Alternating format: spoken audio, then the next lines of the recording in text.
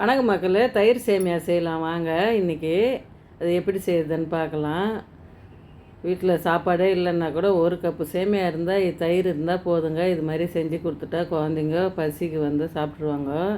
நல்லா டேஸ்ட்டாக அட்டகாசமாக இருக்குங்க. தண்ணி கொதிக்க வச்சுட்டு கொஞ்சம் உப்பு, அரை டீஸ்பூன் எண்ணெய் ஊற்றி சேமியாவை ஒரு 5 நிமிஷம் வேக விடுங்க.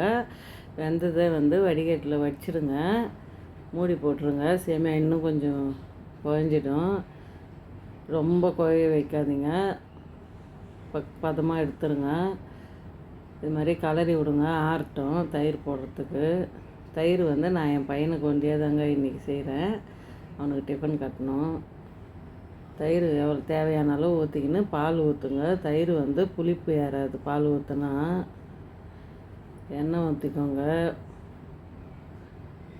கடுகு உளுத்தம் பருப்பு போட்டுக்கோங்க, பொரியட்டும்.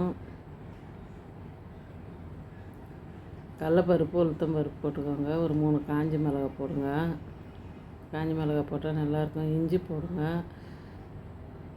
சின்ன வெங்காயம் பொடிசாக கட் பண்ணி போட்டுக்கோங்க. சின்ன வெங்காயம் இல்லைன்னா பெரிய வெங்காயம் போடுங்க. நான் காரத்துக்கு 3 பச்சை மிளகா போட்டுங்க. பெருங்காயத்தூள் கொஞ்சம் போட்டுக்கோங்க. உப்பு போடுங்க.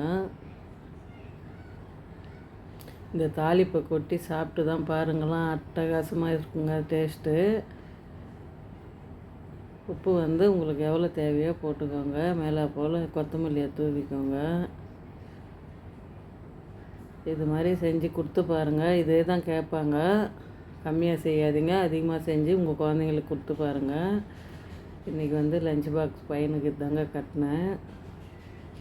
பிடிச்சிருந்தா லைக் பண்ணுங்கள், ஷேர் பண்ணுங்கள், கமெண்ட் பண்ணுங்கள், சப்ஸ்கிரைப் பண்ணுங்கள். காஞ்ச திராட்சை மேலே போல் தூவி அந்த சாப்பாடு சாப்பிடும்போது கலரி சாப்பிட்டு பாருங்கள். டேஸ்ட்டு நல்லாயிருக்கும்.